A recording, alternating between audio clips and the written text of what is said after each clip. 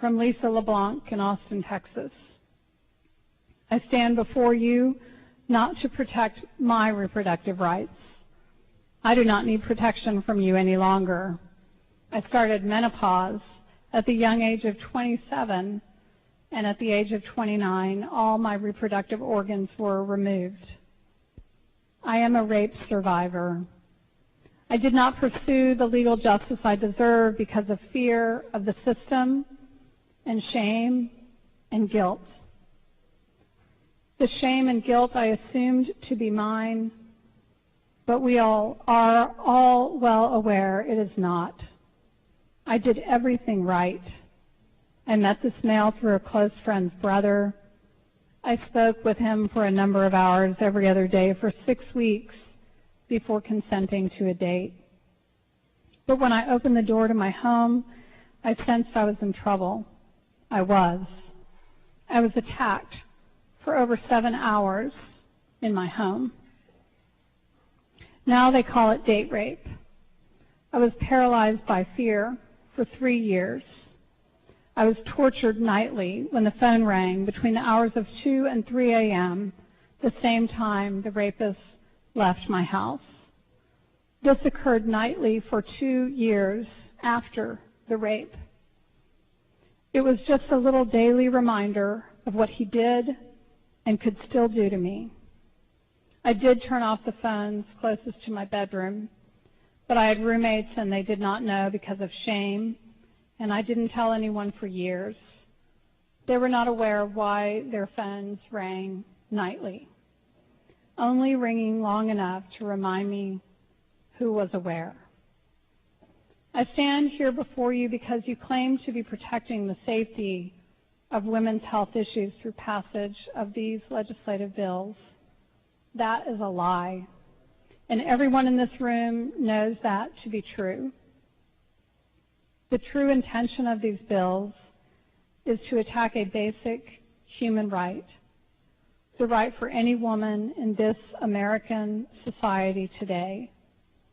And I remind you, this is 2013, and any woman who lives in Texas has the ability to choose her own legal and medically safe choices guaranteed by the Supreme Court of the United States of America.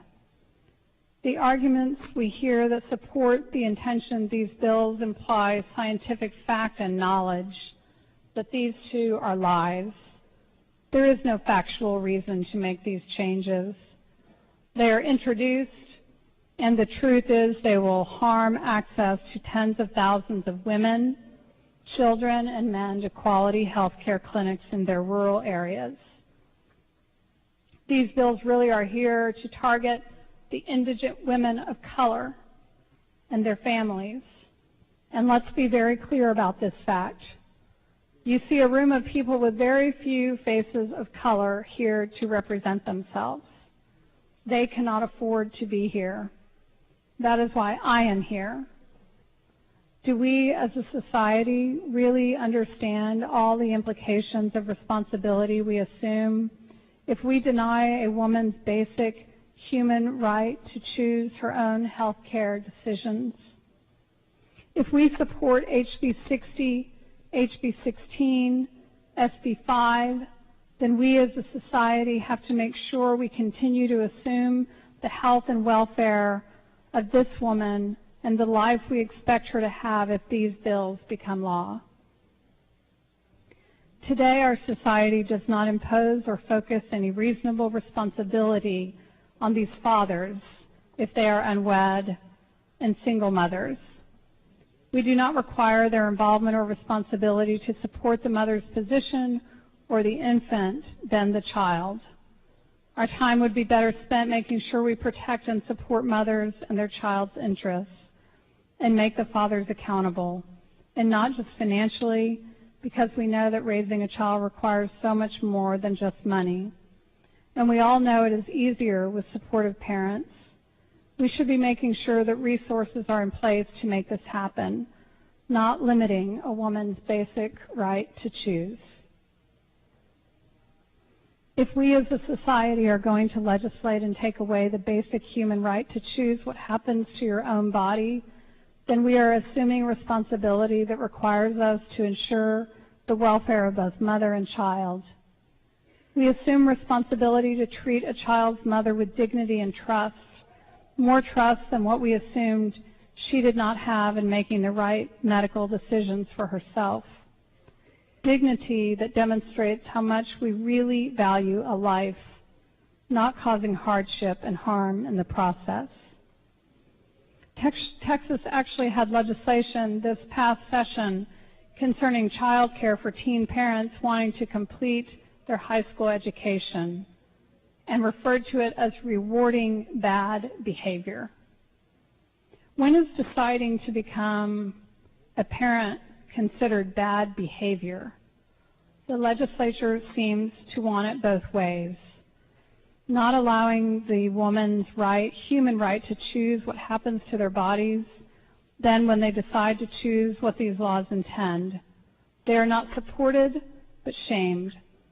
This not only brings great amounts of shame to the parents but the child as well. It is a stigma that is created for this family by society in general when included in our written laws. Shame damages the soul. It does not create hurt feelings. It causes real damage to who and what that person is and will become. Either we support every aspect of a pregnancy or not. We cannot choose to support after 20 weeks, then the first year of life, and second, and then stop. Then we leave it up to the mother to fight for her human rights and her child's. We need to provide adequate, affordable, safe health care offered within their communities, not like these bills suggest, where they must travel hours to find adequate care. You are voting to affect 2 lives here. This vote requires a lifetime commitment. They imply that more legislation will pass to support and dignify these lives through safe housing, quality healthy food, education in all areas needing attention, affordable daycare, a good, efficient transportation system to get to work, stores, daycare, schools, health services, and any other services needed. In addition, there will be the emotional cost to keep a child or parent from feeling less than that can lead to addiction, possibly crime, then the cost of treatment. And then there are the possibilities of birth, learning, or mental disabilities. That continues to add more involvement and support that will be required by us as a society. These are just a few concerns off the top of my head. I am sure there are many other ramifications from these laws that I've not been able to address. We cannot even provide the education of the children here today that they had in 2010. It is our duty to make sure we are totally responsible for the lives that we impact through our laws. That is the whole reasoning of why we are here. Laws are to create justice for all. It is our responsibility to take care of the lives here today. We are failing to accomplish this today. How are we possibly going to be able to include the unseen impact on the lives of tomorrow in our failing system? We do not provide what is needed and required as basic human rights for Texas women and children today. They go to bed hungry and wake up hungry. They go to bed sick and wake up sick. They cannot afford shoes, diapers, daycare expenses, and school supplies, or a tank of gas. Women and children struggle for daily existence and are not able to come here today and tell what they know to be true. They need support that is not coming. I was taught that a civilization is measured by the way they treat the most vulnerable citizens, the elderly, the sick, the hungry, their children, and their poor. We as a society are failing to provide these measures of basic human needs. Why do you think we're capable of adding more individuals when fiscal responsibilities are not being met today? If these are signed into law, where is the money coming from? Where is human decency going to fit?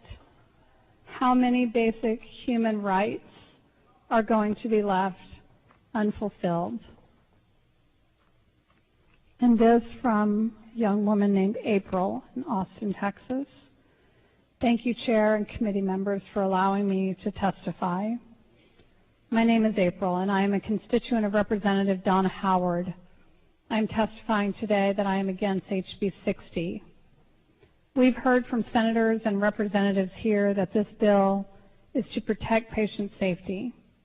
But we all know, after seeing Lieutenant Governor Dewhurst's Twitter account, that isn't the goal at all.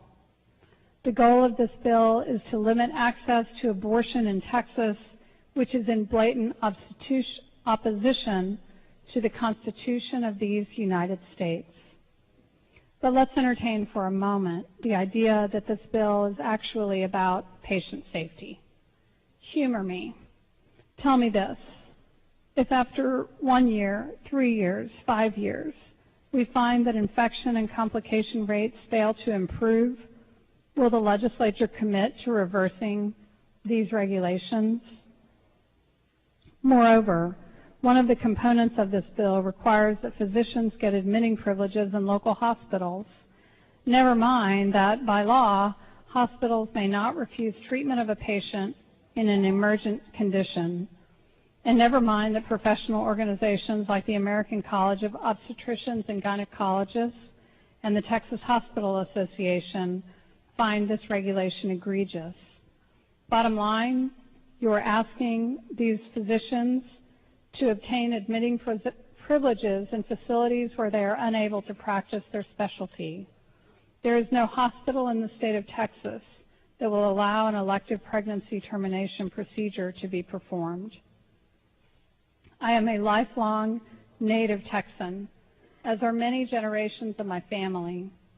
I was born here, raised here, committed to obtaining a higher education here, and stayed here to work, even when it might have been easier to move somewhere else where the weather is milder.